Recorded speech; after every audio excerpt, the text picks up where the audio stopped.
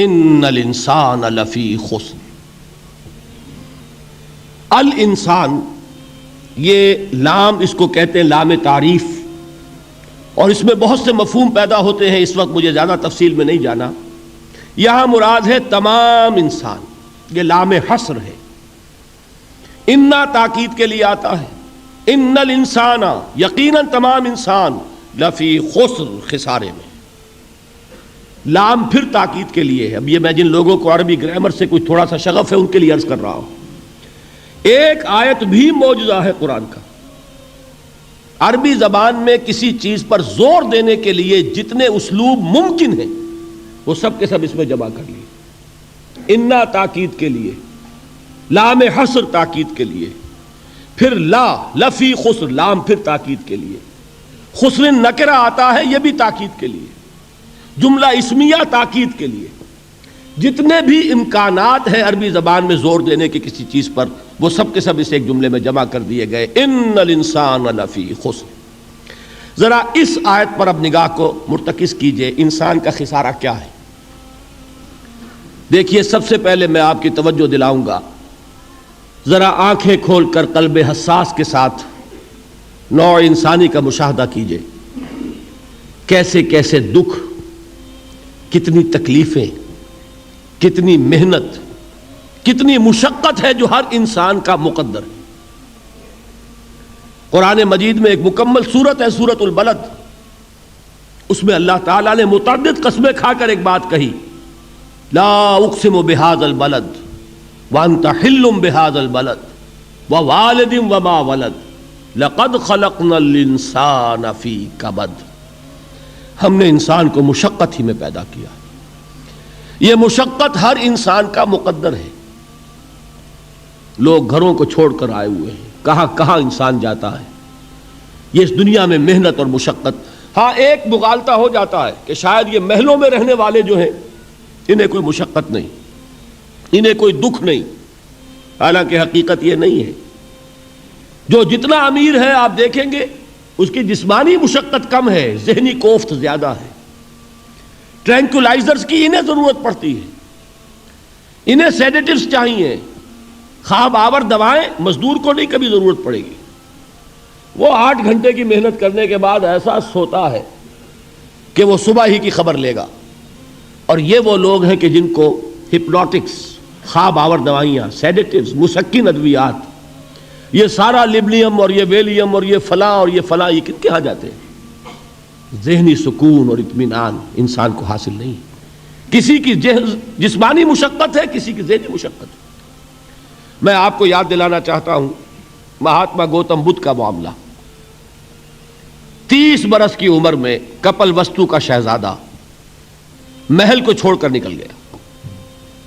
جوان بیوی کو سوتا ہوا چھوڑ کر گیا. شیر خوار بچے کو چھوڑ کر گیا. راجدھانی میں رہنے والا محل کا باسی، جسے یہ معلوم ہے کہ باپ کے بعد مجھے یہ سلطنت ملنے والی ہے، کیوں گیا؟ کبھی کبھی آپ نے سوچا؟ اس نے انسان کے غم اور دکھ کا مشاہدہ کیا. اس نے دیکھا کوئی اندھا ہے، ٹھوکر کھا کر گر رہا ہے. کوئی والدین کھڑے ہوئے رو رہے ہیں اور ان کی نگاہوں کے سامنے ان کا نہایت محبوب بچہ دم توڑ رہا ہے اور وہ کچھ نہیں کر سکتے. اس نے سوچا یہ صدمہ کیوں ہے انسان کے، یہ دکھ اس کا مقدر کیوں ہے؟ اس صدمے سے، اس دکھ سے نجات پانے کی بھی کوئی شکل ہے کہ نہیں ہے؟ انسانوں کی ایک عظیم اکثریت، شاہ ولی اللہ دہلوی رحمۃ اللہ علیہ کے الفاظ ہیں کہ وہ لدو اونٹ اور کولو کا بیل بن کر زندگی بسر کرتی ہے. جو 8 گھنٹے تک اینٹیں ڈھو رہا ہو، اس شخص کا تصور کیجئے آپ، وہ واقعی انسان ہے یا حیوان بن گیا ہے؟ اور 8 گھنٹے کی اس محنت کے بعد بھی ہو سکتا ہے کہ 2 وقت کی روٹی اسے پوری نہ ملے. اور یہ تو ہو سکتا ہے، نہیں ہوتا ہے کہ اگر بچہ بیمار پڑ گیا ہے تو شاید کوئی برتن بیچے بغیر اس کی دوا کا سامان نہ کر سکے.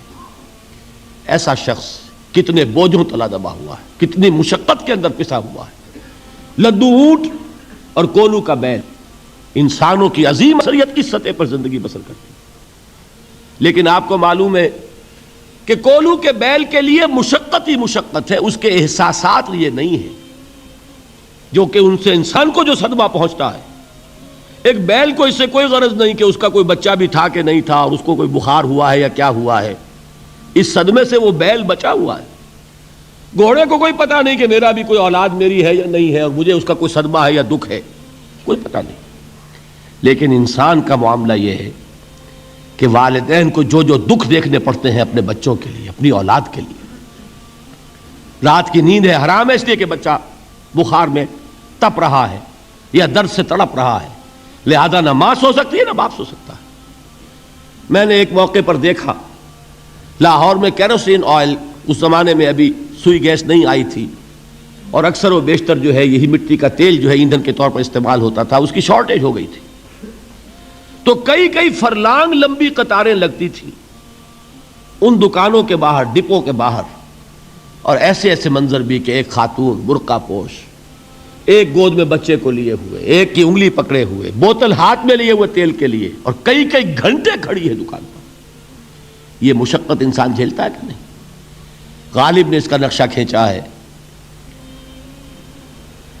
کہ رنج سے خوگر ہوا انسان تو مٹ جاتا ہے رنج. مشکلیں اتنی بڑی مجھ پر کہ آسان ہو گئی. ہم بھول جاتے ہیں، ورنہ واقعہ یہ کہ قلب حساس ہو اگر، اور قید حیات و بند غم اصل میں دونوں ایک ہیں. موت سے پہلے آدمی غم سے نجات پائے کیوں؟ اچھا یہ تو ہوا لقد خلقنا الانسان فی کبد. حیوانات کا معاملہ ایک اور اعتبار سے آسان ہے. ان سے کوئی محاسبہ بھی ہے کیا؟ کوئی جواب دہی بھی ہے؟ کوئی ان کو اللہ کے حضور میں کھڑے ہو کر اپنے اعمال کا حساب بھی دینا ہے؟ نہیں. انسان کی یہ ٹریجڈی ہے، یہ المیہ ہے انسان کا. اس کو بھی قرآن مجید کی ایک سورت میں قسمیں کھا کر اذا السماء انشقت، اس کے بعد کیا فرمایا؟ یا ایھا الانسان انک کادح الی ربک کدحا فملاقیہ. اے انسان، تیرا المیہ، تیری ٹریجڈی اس سے کہیں بڑھ کر ہے. تجھے صدمے پر صدمے جھیلتے ہوئے، مشقت پر مشقت برداشت کرتے ہوئے ایک روز اپنے رب کے حضور میں بھی کھڑا ہونا ہے، جواب دہی بھی کرنی ہے. اس دن کے حساب سے، اس دن کے احساس سے جو بڑے بڑے ہماری امت کے عظیم جو گلے سرسبد ہیں، ان کا یہ حال آپ نے پڑھا ہوگا. حضرت ابوبکر صدیق رضی اللہ تعالی عنہ وہ ایک عجیب کیف کے عالم میں فرمایا کرتے تھے، کاش میں درختوں پر چہچہاتی ہوئی چڑیا ہوتا جس سے حساب کتاب نہیں ہوگا. کاش کہ میں گھاس کا تنکا ہوتا جو آج ہے اور کل آگ میں جلا دیا جاتا ہے، ختم ہو جاتا، اس سے محاسبہ کوئی نہیں. وہ جس کے احساس سے کہ حضرت عمر جو ہیں اپنے انتقال کے وقت سخت بے چین تھے. ان کے بیٹے حضرت عبداللہ ابن عمر رضی اللہ تعالی عنہما نے ان کا سر جو ہے وہ اپنے زانوں پر رکھ لیا تو کہا نیچے ڈال دو. ایک عجیب بے کلی اور بے چینی. انہوں نے کہا ابا جان آپ کیوں پریشان ہیں؟ آپ تو عشرہ مبشرہ میں سے ہیں، آپ کو تو اللہ تعالیٰ نے جنت کی بشارت حضور کے ذریعے سے اس دنیا میں دی. حضرت عمر فرماتے ہیں کہ خدا کی قسم اگر قیامت کے دن عمر برابر سرابر پر چھوٹ گیا تو بہت بڑی کامیابی تصور کرے گا. یہ احساس جن کو ہوتا ہے.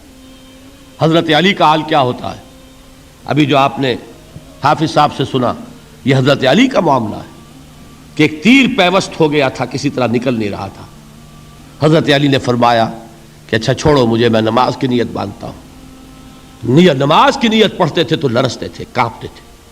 کس کے سامنے کھڑا ہوں اور کس کے سامنے مجھے ایک دن جواب دہی کے لیے کھڑا ہونا ہوگا. لن تزولا قدم ابن آدم، حضور نے خبر دی ہے ابن آدم کے قدم ہل نہیں سکیں گے. جیسے مجرم کھڑا ہوتا ہے کٹہرے کے اندر، اس کٹہرے میں سے ہل نہیں سکو گے حتی یسأل عن خمس، جب تک کہ 5 چیزوں کا حساب نہ لے لیا جائے. وہ 5 چیزیں کیا ہیں؟ کان کھول کر سنیے.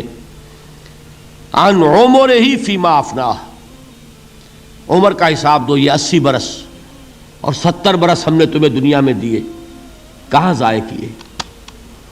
وعن شبابہ فیما ابلاہ، اور خاص طور پر جوانی کا دور، امنگوں کے دن، ولولے ہوتے ہیں، قوت ہوتی ہے، توانائی ہوتی ہے، آدمی چلتے ہوئے زمین پر پاؤں مارتا ہے، قوت جو ہے وہ اپنا اظہار چاہتی ہے. یہ جوانی کہاں گلائی، حساب دو، ایک ایک لمحے کا حساب دو. وَعَن مَالِهِ مِنْ أَيْنَ اكْتَسَبَهُ وَفِيمَا أَنْفَقَهُ، ایک ایک پائی کا حساب دو، مال کا کہاں سے کمایا تھا، حلال سے کہ حرام سے، اور کہاں خرچ کیا تھا، گل چھروں میں، عیاشیوں میں، یا نیکی کے کاموں میں، ادائے حقوق میں، اللہ کے دین کے لیے. 4 سوال ہو گئے. 2 زندگی کے بارے میں، ایک زندگی پوری بحیثیت مجموعی کہاں کس کام میں لگائی، اور خاص طور پر شباب کا دور کہاں لگایا. 2 سوال مال کے بارے میں، کمایا کہاں سے، حلال سے کہ حرام سے، جائز سے کہ ناجائز سے، خرچ کہاں کیا. اور آخری سوال وَعَمَّا عَمِلَ فِيمَا عَلِمَ، جو علم حاصل کیا تھا اس میں عمل کتنا کیا. علم کے انبار لگاتے چلے گئے اور عمل کے آغاز کی بھی نوبت نہ آئی. یہ علم جو ہے یہ اس روز سب سے بڑا وبال بن جائے گا انسان. اتنا علم اور عمل کچھ نہیں، بجائے کہ کریڈٹ کا ذریعہ بنے یہ الٹا ڈیبٹ کا کھاتا بن جائے گا. یہ جواب دہی کا احساس ہے کہ جس کی وجہ سے انسان کی ٹریجڈی جو ہے وہ دوہری ہے. کوئی حیوان اتنے بوجھ تلے نہیں، مشقت کی، محنت کی، اس زندگی میں ختم ہوئے، اس کے بعد کوئی محاسبہ نہیں. اس کو بھی غالب نے خوب کہا ہے کہ اب تو گھبرا کے یہ کہتے ہیں کہ مر جائیں گے، اور مر کے بھی چین نہ پایا تو کدھر جائیں.